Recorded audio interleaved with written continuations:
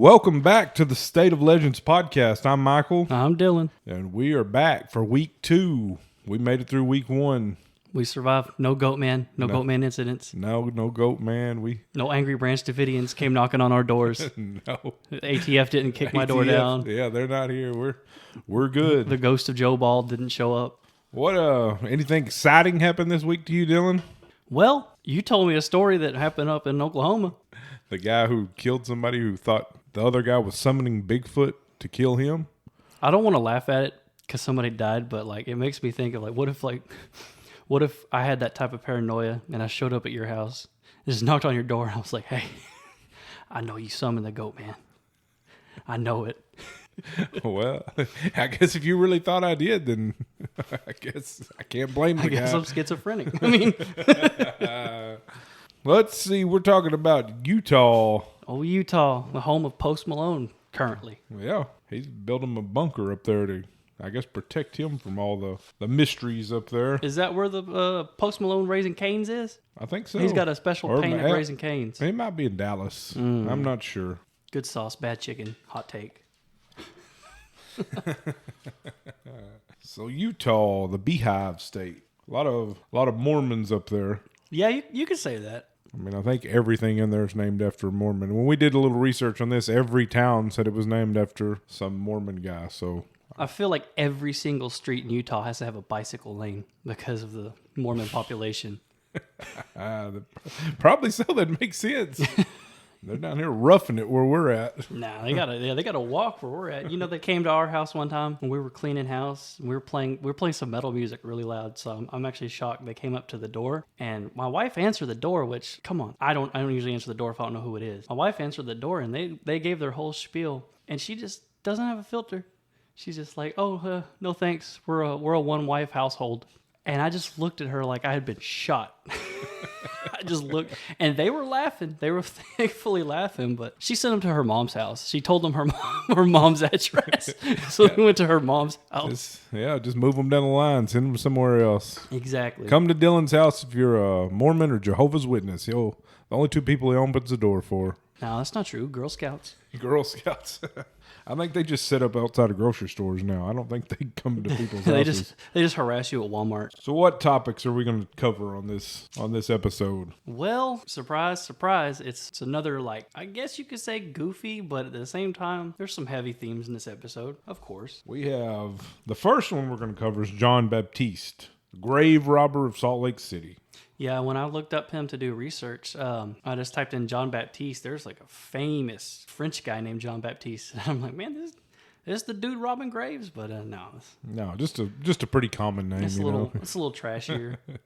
This is before they were John Baptist. So we got him, a grave robber from Salt Lake City. We got Gary Gilmore. He was the convicted murderer who was executed by a firing squad, the first person after the ban on the death penalty in the United States. Not to be confused with David Gilmour, the guitar player for the Pink Floyd. Or Happy Gilmore, the professional hockey/golfer. If anything, this man was unhappy Gilmore. Yeah, unhappy. We will come to find out he was very unhappy Gary Gilmore. Unhappy Gilmore. Then, if we're going to do Utah, we're going to do the Skinwalker Ranch, the most paranormal place in the world. It seems like everything happens here. It seems every cryptid was spotted at Skinwalker Ranch.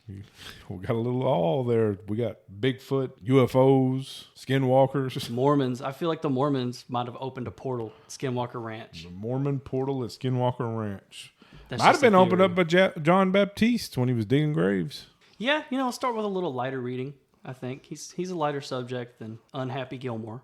And he committed all of his crimes when he was in Salt Lake City. Salt Lake City, that's the capital of Utah, founded in 1847, founded by Brigham Young, famous for Brigham Young University. Was he a Mormon? I believe he was. Man. We're going to deliver this podcast to y'all door to door. Door-to-door delivery. We're gonna knock on every door. We're not even gonna post this podcast. We're just gonna knock on your door and hand you a flash drive. Have you heard the word? State of Legends. Let's see, so he was the second vice president. Oh no, I'm sorry. He was the second president of the Church of Jesus Christ of Latter-day Saints. He wasn't just a Mormon. He was pretty high. Mormon up there. Supreme. Yeah, he was up there. But we're not here to talk about all the Mormons. We're here to talk about John Baptiste. Jean Baptiste. Which, I mean, you hear that name, you think of it sounds French. I would assume he's from France, but the census report showed he was born in Ireland in 1813. So we're going back there a little ways. You think that's a fake name then? It could be because John O'Malley. And he's like, no, I got to fit in. They don't like the Irish too much here. Because I think he actually, when he come over to the United States, he arrived in Honolulu. I think he was actually in Australia first. I don't think he was in Ireland. I think he went from Ireland to Australia, and then he come over to Honolulu, and then to California, and then eventually made his way to Salt Lake City. I wonder if he robbed graves in all of those areas. Well, you would think he had some sort of crimes because back then wasn't Australia a crime colony? It's pretty much, yeah. But he moved to Salt Lake City. That was in 1859. So when he ended up in Salt Lake City, he married Dorothy Jennison and lived in a small house near a cemetery. And then Jennison, ain't that a little close to Jameson? So that was close. you could take the boy out of Ireland, but you can't take the Ireland out of the boy. He just wasn't a great speller. He thought he was marrying a Jameson, and it was actually a Jennison. So Happens to the best of us. in 1862, Governor John Dawson, the governor of that time at Utah, he was assaulted and robbed. Reports of 2 or 3 men, we're not sure. I mean, we don't really exactly have all the reports from back then. That takes some balls right there. Like, Yeah, if you're going to go after the governor, you could rob the governor? which back then, I guess the police, they went ahead and killed all those people. I guess they killed all of them, including one who was Maroney Clausen. That sounds like a mobster. One of the police officers, I assume, was at the killing, or he might have just been a nice guy. His name was Henry Heath. He actually paid for the burial of Maroney. For everything he did nice, I guess his brother he showed up and he wanted to see what had been done. So his brother actually showed up. They were going to claim the body. They wanted to move the body somewhere else. They didn't, I mean, I assume probably a family burial plot. That's what you would think of back in those days. Says the family's from Draper, Utah. So I guess they just wanted to bring him home. Yeah, just take him back to where he came from. So they opened up the grave. They dug it up. They brought him out. And then when he was out, he's naked. I mean, Face down and naked. Face down and naked. That's a little disrespectful, isn't it? Hey, it's either something happened or he was getting a little freaky in the afterlife. His brother wasn't quite happy with that. He was a little annoyed with that. He thought that the police had did that. They just chunked him down there and. I thought you bought him a suit, man. What'd you do? No suit. We just threw him down in there, you know. He didn't have no money. You robbed the governor, man. You robbed the governor. That's how you're going to get treated You robbed in Utah. the governor. We're going to rob you of your dignity. Yep. So they went, which the officer, he said, no, that's not how we put him in there. We had a suit on him. You know, we're respectful people here. We're not going to treat people like that. So they went to question a few people. They were going to go to the grave digger, which just happened to be John Baptiste. The grave digger, not to be mistaken for the monster truck grave digger. No, not that one. He didn't have 4 tires. He wasn't the Undertaker of the monster truck community. He wasn't a wrestler either. He wasn't that Undertaker. Well, when they took a group of men out to Baptiste's home, they were going to question him, and they found a few interesting items out there. He wasn't there. His wife was there. They questioned his wife, and they just happened to find a few items of clothing, jewelry, random stuff like that. Stuff that looked like it had probably been in a grave somewhere. Oh, when you say a few now, it says 300 graves worth of items. It was a regular old wagon load full of stolen Wagon goods. load. I mean, they didn't have cars back then, so I assume he's throwing in a wagon. And this is before the invention of the Jordans, so like these are just some raggedy shoes and stuff. Hey, you can't go to Walmart and buy you a pair of shoes or pants. They're probably pretty valuable. I mean, you're talking a couple hours of sewing you up a pair of pants. You might as well take them. These people didn't need them, you know. Could you imagine though if they were buried in Jordans? Like, I might even have to. I might even have to go. If they were buried in Jordans, I'd be rewatching Back to the Future to see what was going on, because it might be more of a documentary than a movie. Because if John Baptiste had a pair of Jordans on, we'd have a few more questions on this podcast. Well, they got to there. They questioned him about it. They wanted to. I mean, I would assume they wanted to kill him. I mean, they're pretty mad. What made it worse was that Heath, the officer trying to be nice, his daughter had actually died and been buried out there 7 months ago. So 9 months earlier. Oh, 9 months earlier. He's probably pretty wound up. He's thinking, did he open his daughter's grave? So he ended up not going to jail. It was actually, or being killed, because Brigham Young, who the town was named after, he decided that he didn't deserve to die, or he needed more of a punishment. See, I had read that when they confronted him at the cemetery about it, Heath specifically asked, did you dig up that grave right over there? And Mr. Jean-Baptiste was begging, pleading, saying, no, please, no. I didn't dig up that grave. Like, he apparently allegedly got on his knees when they confronted him, put his hands up, and was begging for mercy and forgiveness. Well, that would make sense. I mean, you got nowhere else to turn. Grave robbing is viewed as a bad crime just in general, but in the Mormon faith, they believe that you resurrect in what you're wearing. And, the thought of everybody waking up in their butt naked, face down on the ground. 300 booty butt naked people walking back into the village. It's not really a good look. No. And if you woke up and you're face down, you're going to be digging the wrong way to get out of there. So he didn't get killed. I think they wanted to exile him. Sent him on a boat to Fremont Island. There was a family, the Miller family, used this little island for their cattle. All it really contained was just a little wooden shack, and they thought that's where he can spend his days. Before they shipped him off there, they actually branded his forehead. Did it say grave robber? Is that what it was? Yeah.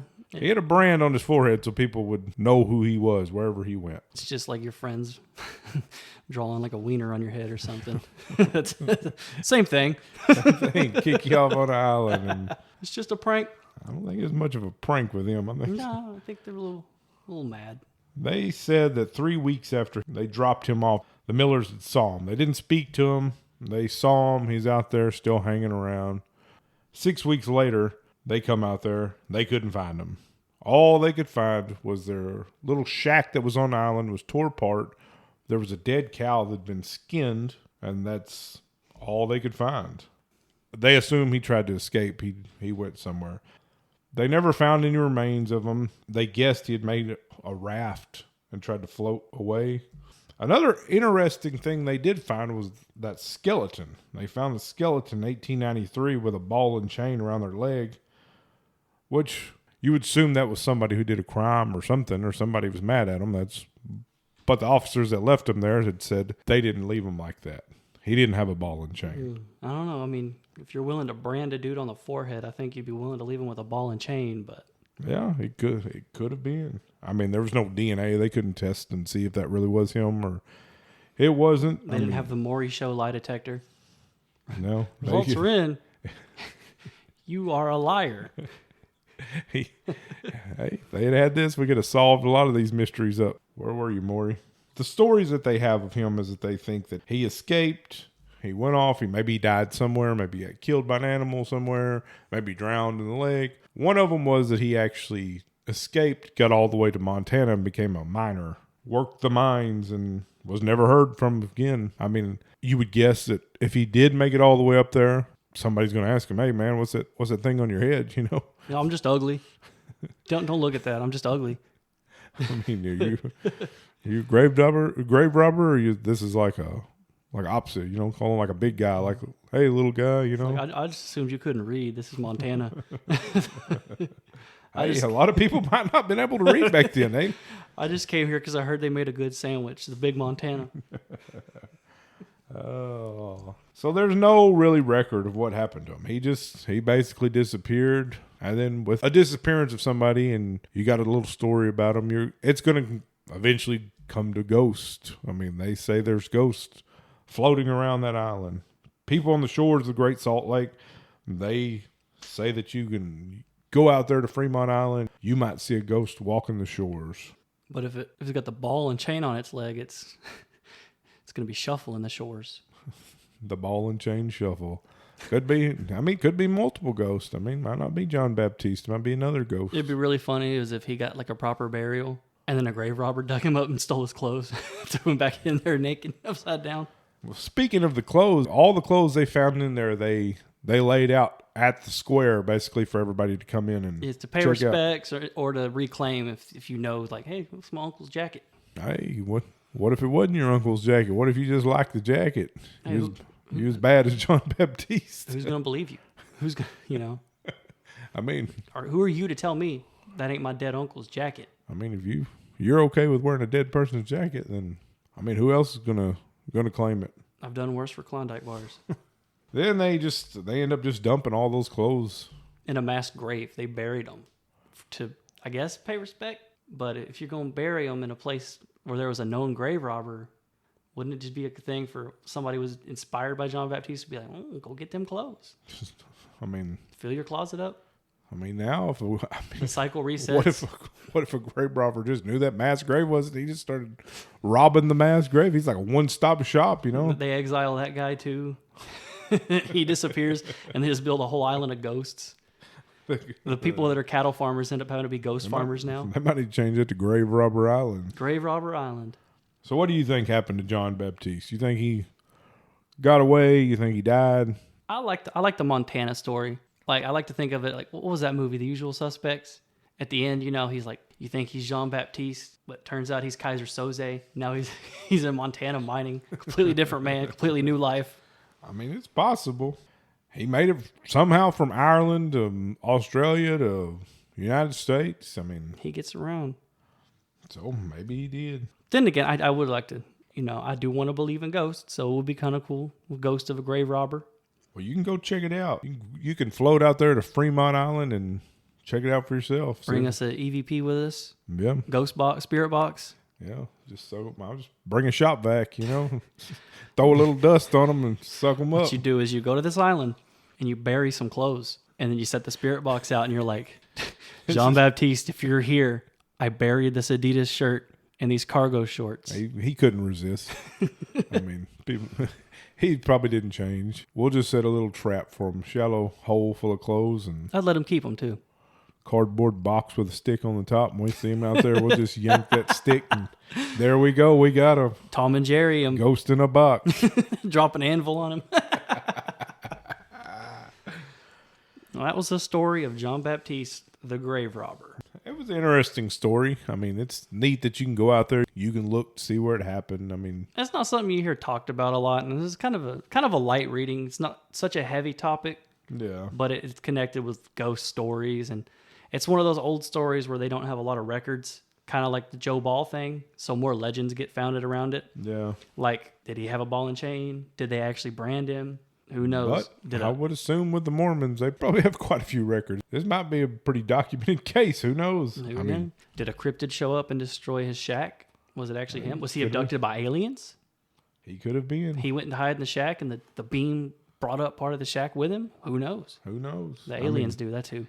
A lot of cattle mutilations out there in that area, so yeah, makes sense. I didn't even think about that. That cow. The cow was out there. The cow was skinned. He didn't have no holes in him, but he was skinned. Well, maybe the aliens didn't have such good probing technology back then. Maybe it didn't get as advanced until the 1900s. It's like the predators. Yeah, like I can pray. They get advanced the more they go along.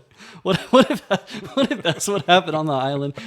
They sent like a young predator to hunt him, and he just blew up the shack. He was just a target because he thought, well, this is the strongest guy in Utah. Come on, kill me. Well, let's move on from grave robbing and let's go over to the firing squad. Straight up from grave robbing to grave making. Gary Gilmore. Once again, not David Gilmore, not Happy Gilmore. Just Gary. Unhappy Gilmore. Just Gary. Just Gary. Well, tell us a little bit about Gary Gilmore. This actually happened in Draper, Utah, which is actually kind of funny because the fellers that robbed the governor the last episode, one of their bodies was sent back to Draper, Utah. So this kind of got a connection here. But Draper, Utah, it's south of Salt Lake City, and it's named after, you guessed it, another Mormon, a Mormon bishop named William Draper III. William Draper. But this isn't about William Draper. This is about Gary Gilmore. And he was born December 4th, 1940, in the great state of Texas. Shout out to last episode. It's all connected. I mean, We're just gonna have strings tied up all over here. They're all over a wall. I was setting right up now. the cork board already. He was the second of 4 sons. So I mean, he's not really the middle child because, you know, you don't really have a middle child if you got 4 kids. No, so he didn't. He wasn't the favorite. He wasn't the oldest. He wasn't the baby. So he just. I don't know if it's worse if you had 3. The middle, gets treated the worst. At least that's kind of separated. So like the middle oldest gets treated the best, but also kind of bad. I think. Is that how that works? I think so. But it says here his dad, Frank Gilmore, was a petty criminal and alcoholic. So you can already tell Gary was probably dealt a rough hand to begin with. And his mother, Bessie, that's how you know he was born in Texas. Her name's Bessie. She was, you guessed it, a Mormon as well. She was a Mormon outcast. Gary's birth certificate said Faye Robert Kaufman. So another, like the last episode, we got somebody with a different name. Mm-hmm. Yeah, I changed my name to Gary too. I don't want to go by Faye. No. I think they were trying to avoid the police. They were a little on the run, trying to stand in hiding. So I think that's why they were using that Kaufman name. But, yeah, like you said, the family was using that name to avoid the police. It's a little different than Kaufman. But it says his dad was very abusive to him and the rest of the family, physical and verbally. Yeah, he was an alcoholic criminal. Huh? Usually that's not a good combination for a dad, No, that's look at Ricky Bobby. Look at his dad. All right, doesn't even show up to his son's races. I guess Gary Gilmore wasn't first. So he was last. Well, technically he was second. But hey, if you ain't first, you're last. But yeah, it says the family moved around the western U.S. and they eventually settled in Portland, Oregon. From Texas to Portland, that's got to be a big change in scenery. Yeah, climate, scenery. But Gary was said to be artistic and smart. Apparently, he had 133 on an IQ test, which pretty intelligent guy, especially for back then. Yeah, like 133. I mean, that's all natural. He wasn't using Google back then. No, he didn't have an editor, nobody to pull up nothing for him. He had to just figure it out. But despite all that, it runs in the family. He's also started committing petty crimes, and he dropped out of school in 9th grade. It seems it goes that way. I mean, if the people you're around, you're probably going to sort of imitate a little bit, Yeah, like father, like son. But it says when he was a teenager, he ran a car theft ring, and his first arrest was at the age of 14. I think my wife was about 14 when she got arrested. She didn't get arrested, but her and her friends went into Claire's, and her friends stole some of them little cheap earrings, and my wife took the fall for one of them. Yeah. But, I mean, that would be an interesting car theft ring back then. Especially at the age of 14. And also the time, I mean, you're talking in, the 50s? I mean, there couldn't be, there wasn't that many cars around to steal, They were like bricks, too. They didn't handle very well, so you had to get out of there. I mean, a lot of people back then didn't. I mean, I assume a lot of people didn't even own cars, and the fact that he knew how to steal one back then. High speed chase back then was like 50. But leading into that, his second arrest was 2 weeks later. So not even 2 weeks after getting arrested, he's like, you know what? I'm gonna do it again.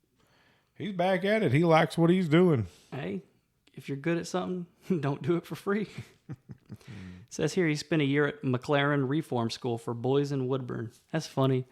Car theft ring, and he went to a school named after the car, McLaren. Hey.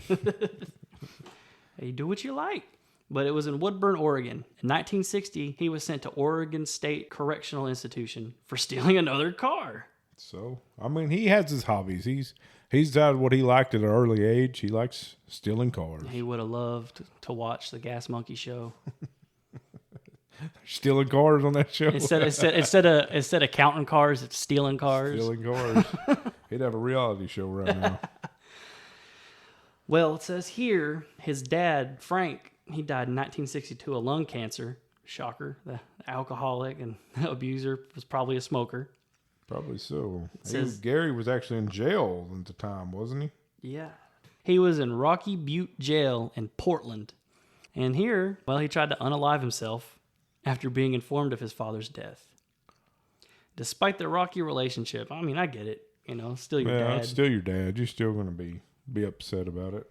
But he ended up in Oregon State Penitentiary with a 15-year sentence for armed robbery and assault. So, not just cars anymore. He's a little, he's leveling up. Yeah, he's moved up. Like, you ever see them really dumb ads for those apps where it's like CGI rendered trailers where it's like criminal level 1, and then your character like runs into a bank and like robs it and is like, level up, master criminal level 350. That's Gary over here.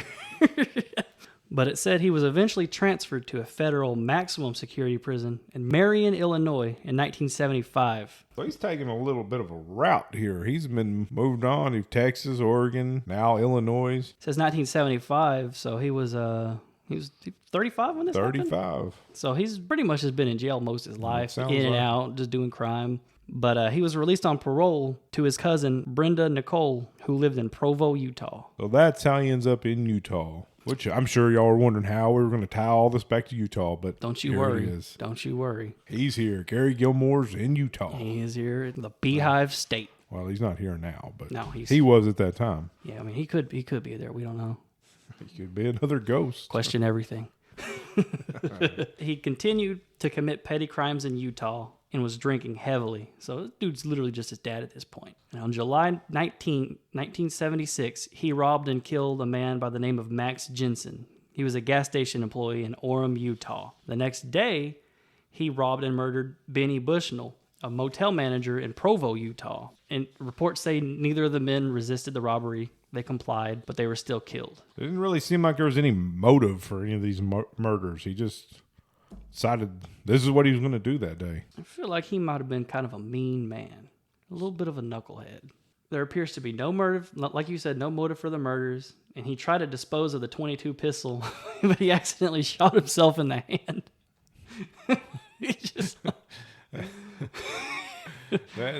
That sounds like something out of Naked Gun. That's very inconvenient. I could just see him he throws the pistol and it hits a rock and the bullet just gets him in the hand.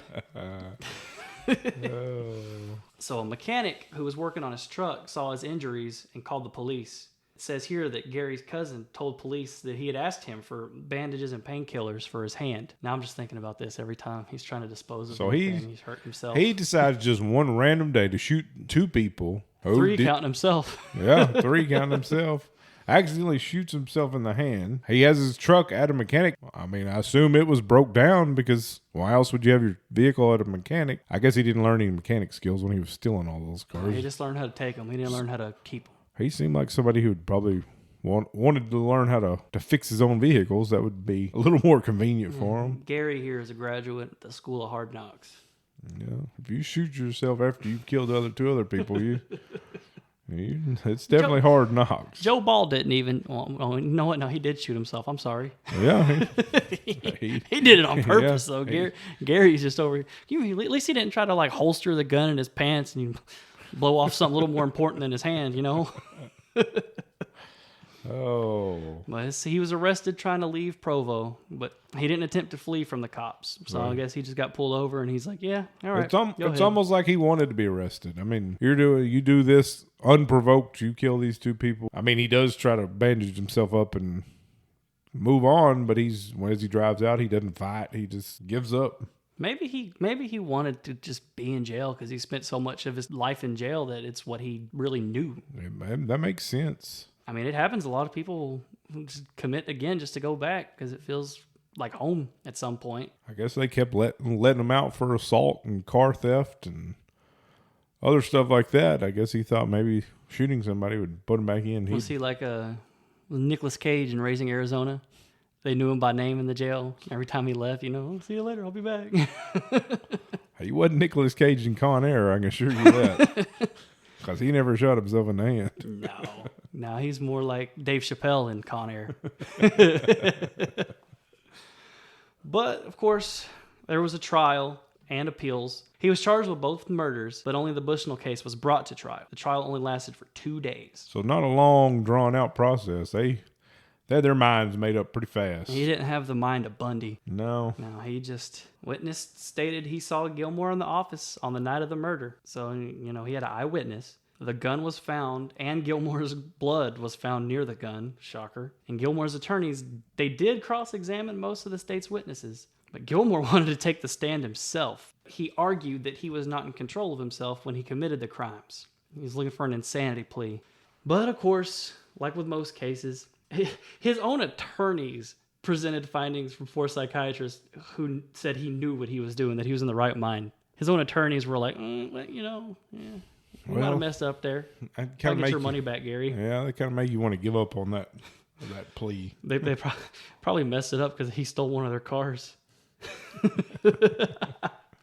But his lawyers did offer up the explanation that since he accidentally shot himself, that he could have just accidentally shot Bushnell. Hey, makes sense. He was cleaning the gun, shot himself in the bushes, and then accidentally shot them, run over to the other one. That would be so funny if both murders. He was just like, oh, I'm so sorry. This is turned into a Naked Gun. I stole this gun. I don't know how to use it. I thought it was. I thought the safety was on. Do you know what you're doing? No, I don't know what I'm doing. I don't know what I'm doing. Oh yeah. So of course, none of that worked though. They try to get at least murder in the second degree because they're like, well, he accidentally killed him, because murder in the first degree is you have intent to kill that person. Second degree is like you didn't mean to outright kill that person, but you still killed a person. And when you were just in the bushes back there, just playing with your gun and accidentally shot somebody, I mean, a likely story. I don't believe it, Gomer Pyle. But they found him guilty of first-degree murder, and they recommended the death penalty. They didn't like this dude. Which the death penalty was actually, it'd been banned by the Supreme Court. So it's strange that they were recommending that. And this is basically the case that's going to overturn the death penalty ban in the United States. So they found him guilty. They wanted him, they wanted him dead. You kill somebody, they kill you back. Yeah. They said his mother wanted a stay of execution, but Gary didn't want that. He wanted the execution. Yeah, the Supreme Court said he'd waived his rights. He would not hear the stay. They wouldn't hear the stay at all. So what was his options? They gave him a couple options. Looks like we just got hanging and firing squad. He could pick between those two. In Texas, they would have just sat him down in the chair. Green Mile style. They let him choose, and I guess he didn't trust being hung, so he said he wanted to be shot. That if I had to choose a way to be executed, it'd be firing squad. Go out looking like Davy Crockett in the Alamo movie. I'm a screamer. He said, yeah, I'd prefer to be shot. The 10-year death penalty ban had just been lifted by the Supreme Court. Numerous groups and people tried to stop the execution, resulting in stays. But Gilmore wanted them to leave him alone and let him die. He's just let me die. So he didn't want any part of this. I don't know if he's at the end of his rope or that's what he's literally. I mean, he's done with it. He did this. It looks like he did this just to end up back in jail. Now he's not fighting the death penalty. And then while on death row, he tried to take matters into his own hands. And of course, they stopped him. They're like, no. No, that's our job. You're not outsourcing our job. No. Now, the executioners union has specific rules against outsourcing our job to other people. One thing the government has an issue with is you taking your own life when they could do that. No third-party executions allowed. You do it our way. Our way or the highway. You're not stealing this from us. Don't you take this from me. I just cleaned this We've gun. waited 10 years for this, and now you're trying to stop it. No. Well, when the day came, he was strapped to a chair and had a wall of sandbags behind him. 5 volunteer officers stood behind a curtain with small holes to aim their rifles. The rifles were 30-30s with 150 grain bullets. I read that they had actually bought those bullets just off of the store shelf. They were just regular old hunting rounds that they were using. Well, which helped the local economy, I guess. Shop local. Shop local. Shop local. Well, he had a hood placed over his head and a black patch over his heart. When asked for final words, he stated, "Let's do it." But you know what? I got to give it to him. That's kind of hard.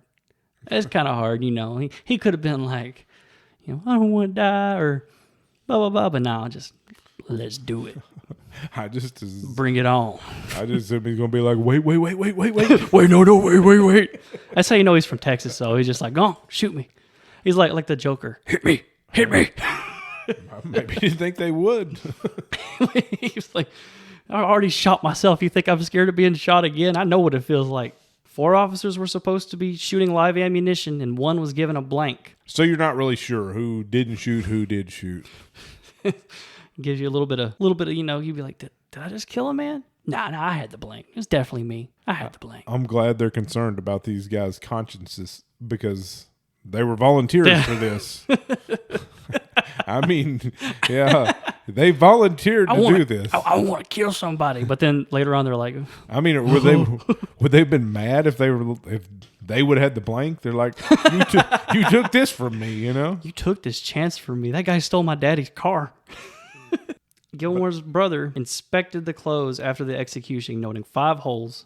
Some of his organs were donated. So 5 holes. So nobody missed out on this. These volunteers, they got what they signed up for. There was no blank in there. And he was able to donate his organs. So, I mean, that they must have missed a bunch of them and hit him in more vital spots. So, hey, kudos to them. 2 corneas. Or corneas are 2 separate people within hours of execution. That is something good. He ended up doing something good there at the end. Which I did listen to the song Gary Gilmore's Eyes. I listened to that on YouTube when we were researching this. And it's about somebody who woke up on a table who's looking through the eyes of a killer. You know how many horror movies there are because of that? Like, what's that movie? The Eye. Was it The Eye? She gets an eye transplant and she can see ghosts now. And they did the same thing in one of the VHS 2. One guy had like eye transplant and he could see, what if you got his eyes and all you could see was how he saw things? So it's like, that car looks very hot. The only one I can remember where they got a body part that started causing them problems with idle hands. Oh man, we got to figure out. I think that's in California. That'll be the next cryptid possessed hand. You think they would tell you if you got organs donated to you from a murderer? Or, I mean, is that just kind of classified? I don't think I'd want to know. I don't think I would either. Hey, you got Charlie Manson's fingers. I guess if you're going to commit some crimes, It wasn't me. It was my fingers. I have no control. It says here, his ashes were scattered by airplane over Spanish Fork, Utah.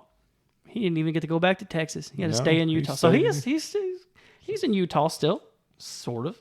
So for all you Utah people out there, I would say he's a resident. If he got his ashes scattered there, you can claim them. Wouldn't it be funny if his ashes landed on some of the cars he stole? So even in the afterlife, he's still kind of claiming the cars. I was just thinking, what if you're driving down the road and you're like, what's all this ash falling from the sky? What's going on here? Is there a volcano erupting? Yeah. Nope, that's just Gary. Now it says here there's a book, a Pulitzer Prize winning book. The Executioner's Song by Norman Mailer, which I hadn't read that book. I don't know. There's also a TV show apparently that starred Tommy Lee Jones. I've never seen that. It's a Texas Tommy Lee Jones. Yeah. We're back in Texas. We're back. He's like, you killed all those people. I don't care. So what do you think about Gary Gilmore? Was this his plan? Was he just trying to die? As smart as he was, I think he probably did want to die. I think he may have, back then mental health wasn't really cared about. And I think he suffered from quite a bit from the child abuse and the life he lived. Now, I'm not taking up for him, dude shot 2 guys just in cold blood, more or less. But I think it was kind of a plan. He wanted to go back to jail. Either that or I'm just projecting onto him. I like to see the good in everybody. I think so. I think he was probably at the point where he was at the end of it. If you spend all that time in jail, that's where you're comfortable. And then he had some issues if he was drinking all the time, the father issues, all that. And then he ended up basically on the same sort of path. And then I think he was just done. I don't see any other reason why he just randomly killed 2 people and then wouldn't fight against the... Just dealt a bad hand. He didn't seem to show any of the signs of a serial killer. He didn't seem to, it just dealt a bad hand. Yeah. An outlaw, but it was an important case for Utah because this is basically what brought back the death penalty. And they're going to bring it back with a bang with the firing squad. But literally. I think that's all. That's probably all we got to say about Gary Gilmore. Okay, I think next let's just jump right into the Skinwalker Ranch. Sounds good, because the last one was a little, it was a little kind of heavy, kind of depressing at times. Let's get fun. Let's get mystical. Let's get extraterrestrial. You're gonna get all of those at the Skinwalker. It's located in Ballard, Utah. Well, southeast of Ballard, Utah. 512 acres. So it's a pretty good sized ranch. If you want to farm some Skinwalkers, I mean, I don't know what they supply cattle wise. What can you get from Skinwalkers? You're just milking Skinwalkers out there. Well, I like me some 1% Skinwalker milk. Skimwalker. The old Skimwalker for all you out there on a diet. Oh, shoot me.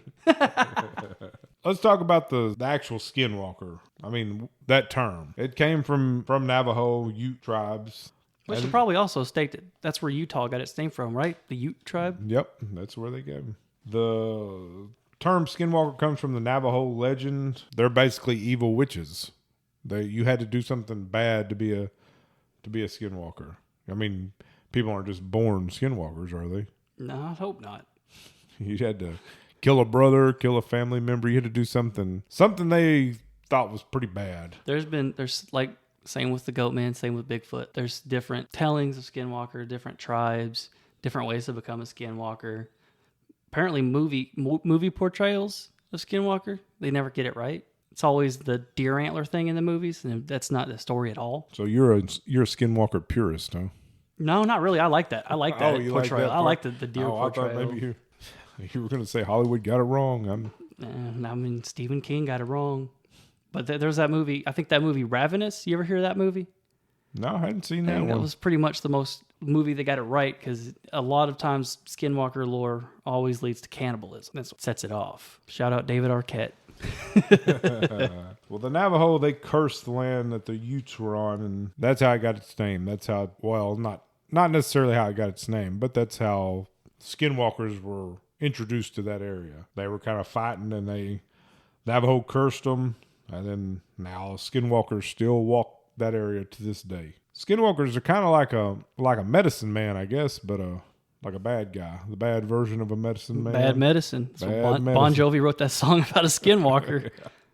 Hey, but it wasn't always called the Skinwalker Ranch. At first, it was called the Sherman Ranch. Yeah, I think Skinwalker Ranch got a better ring to it than Sherman Ranch. Oh, yeah. I'd rather buy a Sherman Ranch than a Skinwalker Ranch. Yeah, but what if it's like a Sherman tank? Like, what if you're having a ranch, having a farm Sherman tank? If you had a Sherman tank ranch, then you wouldn't have a Skinwalker Ranch. How do you milk a Sherman tank? You Very carefully. Yeah. You start from the bottom and make your way up, I would assume. I wouldn't start on the end. No. But the Shermans, they bought that land in 1994 from the Meyer family. They had owned it for 4 decades. So, I mean, it'd been under this one area for a long time, which you don't really hear any reports of events from the Meyers. It's all the Shermans is where it comes from. You had other areas of mutilations, unexplained events out there. It's always been in the Uinta Basin. It's always had events that happened there. Yeah, a lot of cattle mutilations, correct? Cattle mutilations, lights in the sky. But the Shermans, when they bought this, they started seeing some stuff. Even though there wasn't really any explanation from Myers or no, they didn't say anything bad had happened. When they bought the house, they went in the farmhouse and there's deadbolts on basically every door inside and outside, which would make you think something's probably going on here. I mean, what would you do if you were buying a house and you walked in there and you seen deadbolts on cabinets and doors and windows? And the cabinets and doors, that's a little much, but like outside doors, like doors leading outside, I do that. I'm scared of the countryside at night, even though I live in the country. But not just both ways. No, not both ways. No, your bathroom door have a deadbolt on it? No, I mean, it should. You like your privacy. I do like my privacy. Sorry. I'm sick of kid knocking on the door. I'm hungry. I'm pooping.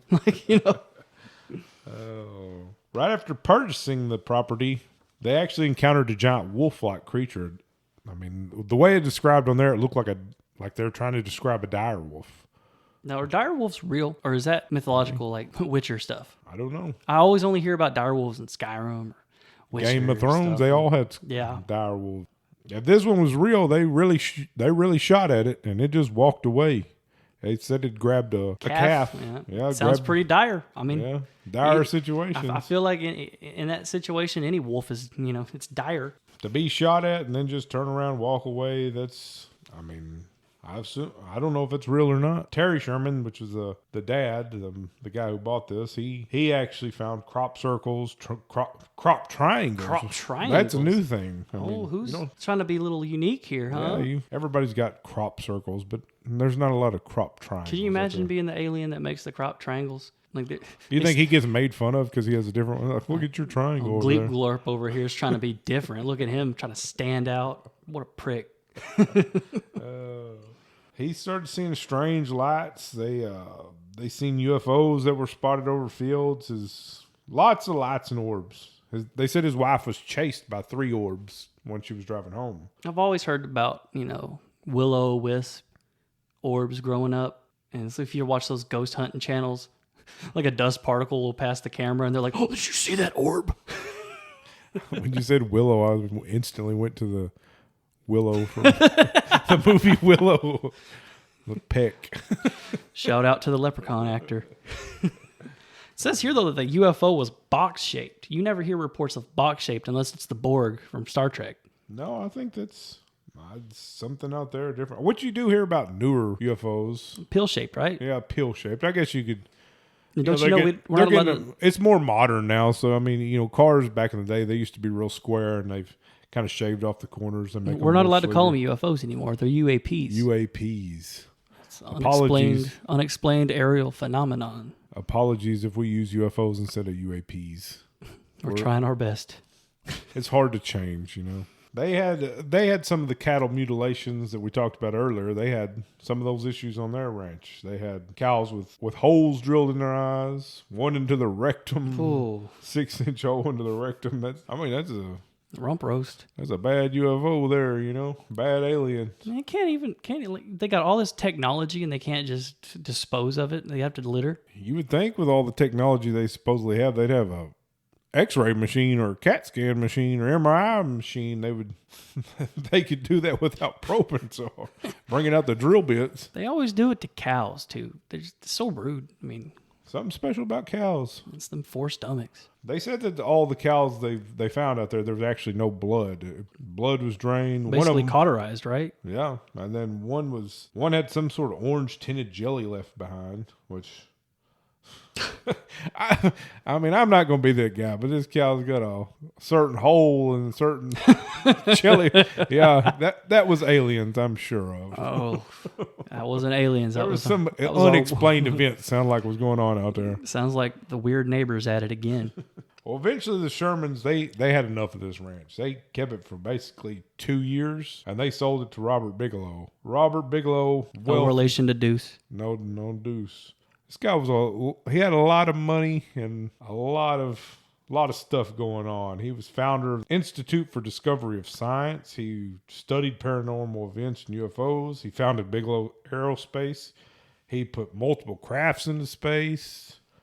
I mean, he had a lot of stuff going on. He had a lot of sway. He convinced a senator to actually open up the Advanced Aerospace Threat Identification Program to study that, and got it focused on the Sherman Ranch. That's where they were gonna do their study and see if these aliens were a threat to the U.S. government. It says he stated he was convinced that extraterrestrial life exists and have visited Earth. What if the government really didn't have a problem with aliens? They were just concerned that they wouldn't get a chance to kill them if they showed up. They were actually scared of aliens self-destructing in here, and they wanted to shoot them first. What I always hear when it comes to alien stories is that they come to prevent us from self-destructing. Like there's reports of them showing up at like nuclear power plants and stuff to kind of observe us. Well, I would like to argue that I seen Independence Day, and that was not the case with those aliens. Those were different aliens. We don't like those. Those aren't the Greys. Well, not the ones that fight predators either. No, those are some. I don't even want to talk about those guys. How many types of aliens are there? If science fiction is to be believed, there's sexy aliens, There's ugly aliens. There's ugly, sexy aliens. There's the grays. There's the water, the water scared aliens from Signs that came to a planet that's 70% water, even though that was their main weakness. That makes sense. There's dumb aliens. There's smart aliens. There's, what was that, Seth Rogen aliens? Would you assume that the aliens that are always messing with cows are kind of the hillbilly aliens? They have the outcasts. They have sideboards on their UFOs. That's why their UFOs are square shaped, so they can put the sideboards on the top. that UFO was pulling a trailer. That orange goo, that's their version of dip. One of them had a dip in, and after he probed the cow, he's that's all that was. Space tobacco. Could have been.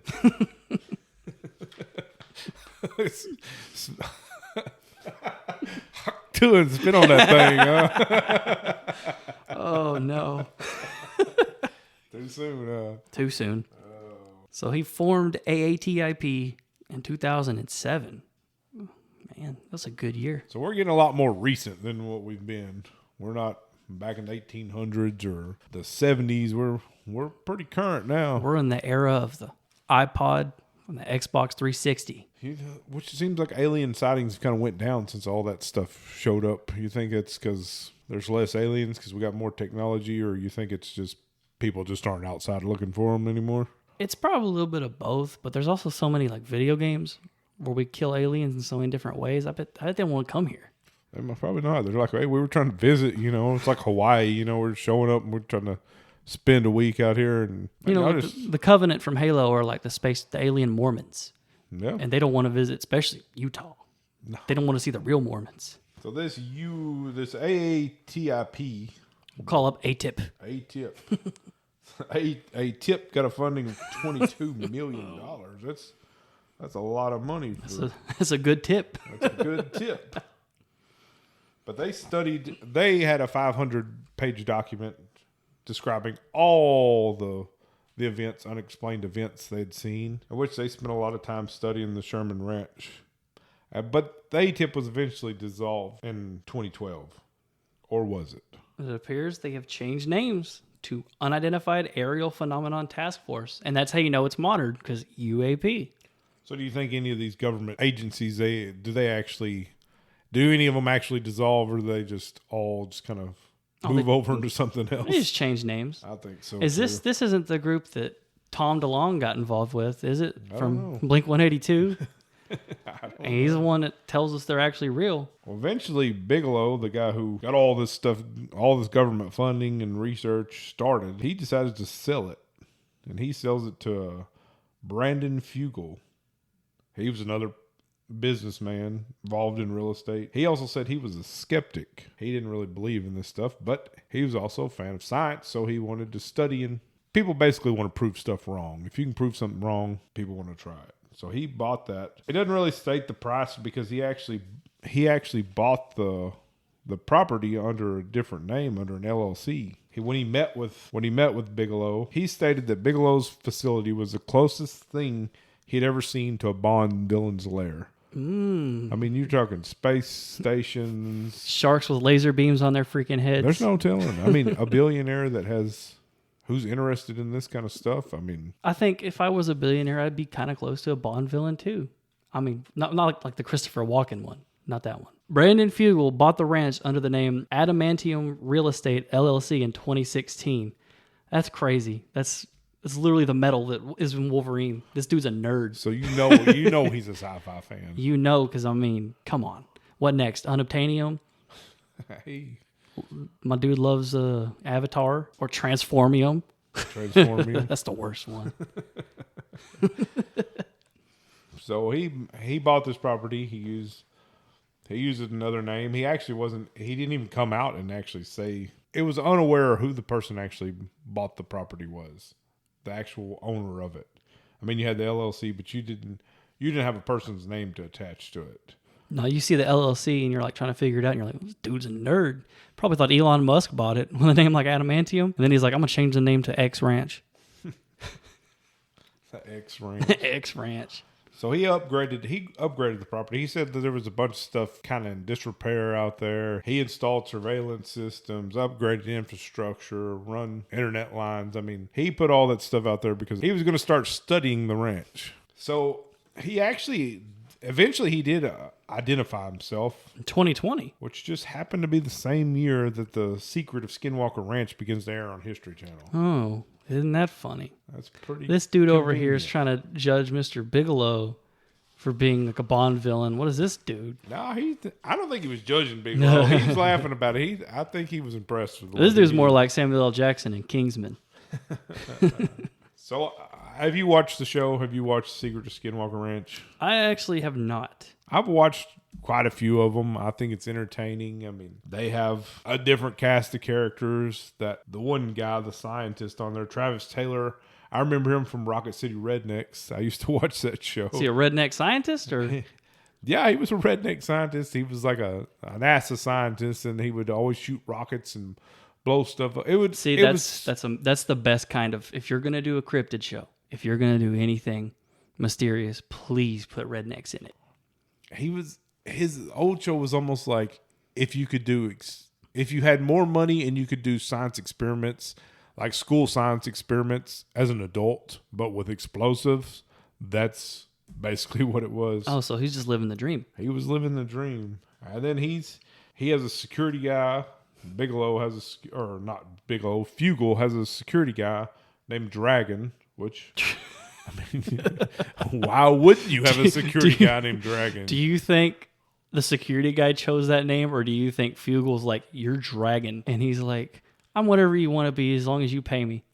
I think Fugal come up and said, you have to call me Nighthawk. And, I was about to and this say guy said, Fine, but you have to call me Dragon.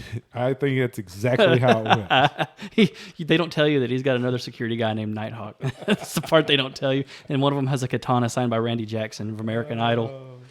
No, it's an entertaining show. They have lots of different stuff. It seems like always their equipment's breaking, which I mean you don't know if that's happening. Is that part of the show? But every time they start seeing something, every time they do some sort of experiment, they had a rocket blow up one time. They have just machines shut down. Of course, all the operators of all these cranes and different equipment that come out there, they say, oh, my machine has never done this before. They were drilling into the side of a mountain and whatever. I mean, they had issues with that. They finally did start drilling in the side of the mountain, and whatever metal they pulled out is actually the metal they used to cover like aircraft or spacecraft now. Real adamantium. They could be. It's like that scene in Nope where they're like, turn on the security camera, and there's a mantis blocking the whole entire thing, and she's like, move. I don't know. I think it's an entertaining show. I mean, how much of it is scripted? I would assume a lot of it because it just appears that way. It sounds sometimes like they're reading off a script, but it has. I mean, it spawned another show. They have another spin-off show of that show. So when it's on season, I think it's on season 5 now of that one, and season 3 of the other one. That's how you get the money to buy these 512-acre ranches, though. Yeah, I mean, there's Not even using it as a ranch. It's not even technically a ranch anymore, is it? I mean, no. I mean they show different places. That one part's called the Mesa, where they assume something's built underground, and they don't know if it's aliens or time portals.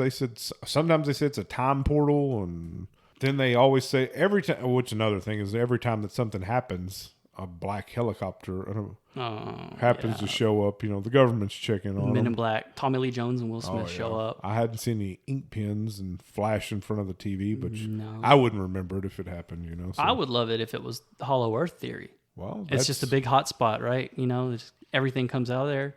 What if all this talk of skinwalkers, Bigfoot, anything cryptid, alien, any kind of paranormal event, all this stuff has happened there, and what if King Kong just burst out the top of that and it's really Hollow Earth and you're going upside down? I got my fingers crossed. I want that. That's one theory that I want to believe so bad is Hollow Earth. Got the whole journey to the center of the earth thing going on. So I don't know. I don't know what's really happening there. I just think it's funny that it's Skinwalker Ranch because it started out with the curse, but now it's almost strictly alien involved. I know that's the confusing part. It's Apparently, this land's cursed. Has all these skinwalkers. To the aliens like, hey man, that's too many skinwalkers around. Let me check him out. You know, they're like, what if the aliens are the skinwalkers? What if they saw that way back in the day? What if an alien, bringing it back to Prey? What if an alien visited and they saw it turn invisible and they're like, oh, he just shapeshifted. They showed up and dropped off a skinwalker by accident. Got left here. Dude, you dropped off my dog. It's like one of their pets. I don't know. I mean, the whole portal thing. I don't know if that's real. What do you think? I think, you know how I told you I'm kind of a skeptic. I'm thinking with the Sherman family, it reminds me a lot of the Amityville house, how the original family in the Amityville house was murdered, and then another family bought the house, and then that family started making up stories about seeing ghosts and all that, and they somehow were getting money and stuff from it. It could be. I mean, you definitely would make some money off of this. I mean, you got TV shows. I ain't mad at it. I'd do government. I mean, and this is multiple people getting money off that, because you had Bigelow with the government contracts. You have Fugel with a TV show. I mean, Post Malone has gone to this place. But not everybody can just go out there and show. I know we're trying to tell you where you can go on road trips and see these places, but this isn't a place you're going to get on. No, it looks like the closest you can get is UFO Valley Campground and ATV tours. And their tagline is, the closest you can legally get. The closest you can legally get. I mean, want to bet? Unless you want to meet Dragon out there at the gate, you better stay away. I'm not so scared of Dragon as I am Nighthawk. Nighthawk's unhinged. Well, the previous owner had a Bond villain's lair. I'd be a little scared of him too. You know, there's no telling what's going on out there. What if everybody that purchases this ranch is nerdier than the next person that buys it, and it ends up just being straight up like Despicable Me at this point? Well, who knows? There could be minions pop up here soon. I mean, burn it down. It's got everything else. As soon as those minions pop up, you burn it down. So yeah, we could go. I mean, you could go out to the UFO campground and check this out. I've seen some pictures of it. I didn't see how much the cost was or anything, but it looked like it was a campground. They take you on ATV tours of a little area they own next to it, and I think that mesa continues on, so you can look out there and see the areas they're talking about on the show, which, if you're a fan of the show, that would be interesting. You're a fan of the paranormal or aliens or skinwalkers or basically anything unexplained, it would be an interesting place to go. It'd be cool if they provided you with a souvenir bottle of the orange goo. Free goo. Free goo. Hey, they might. I think it comes on in a little bottle. They put a piece of rice and write your name on there and let you take it home with you. Now, the Shermans, they could have very well seen something. I'm not going to discredit them because it doesn't seem like they financially benefited from it except selling the ranch to Bigelow. No, and they were scared or something, or something happened. If you're only keeping that ranch for 2 years and selling it, they lost dogs. Instead, they lost dogs. They lost dogs. They lost cows. Tons of stuff. I mean, I live out in the country, and I grew up out where I live now. And as a kid, I was convinced I would see something. But that's because my grandpa would always tell me about a planet that I come to find out wasn't real. Thanks. It's called Planet X. Because he used to watch all them 50 sci-fi movies. Day the Earth Stood Still, stuff like that. And I was convinced that one day I was going to see a planet pop up right next to the moon and send in something to invade, some kind of invasion force. And watching Independence Day didn't help. No, I wouldn't. Watching Signs didn't help. No, that wouldn't help you. No, actually, Signs made me throw up as a kid. I used to be my reflex, getting scared. I'd puke. And I was very, very young, and that scene at the birthday party where the alien steps out, I ran to the bathroom and threw up. Just couldn't handle it. Remind me not to jump around the corner and scare you. We'll get puked on. No, I think that about wraps it up for the Skinwalker. I mean, there's a lot of stuff that happened out there. Who knows? I mean, go out there and check it out for yourself, from a legal distance. That's all we can tell you. Just legally do it. But I think that's just about our episode on Utah. Grave robbing. Skinwalking, and firing squads. firing squads, A little bit of everything. carjacking. Yeah. This is basically an old Grand Theft Auto YouTube mystery video, the Mount Chiliad mysteries. Is this Vice City? Is this where we're at? Is Utah really Vice City? No, Utah is the middle ground in San Andreas, where Mount Chiliad is, and all the rednecks are. It seems more like Fallout. Oh, All the strange stuff. it's Courage. You know what Skinwalker Ranch reminds me of is Courage the Cowardly Dog. That house they lived in the middle of nowhere, and every episode it's something different: ghosts, aliens, giant talking feet, geese from the sky that are Zeus. Well, all right. Well, I think we'll wrap it up here. If you have any questions, any comments, send it to us at contact@stateoflegends.com. We should have our Facebook page or Instagram, all that up. Follow us on YouTube at State of Legends Podcast. Like and subscribe. Like and subscribe. Ring that bell. Ring that bell. The spooky bell. Thanks for taking this trip across America with us at our second stop in Utah. We look forward to seeing you next week. Thanks.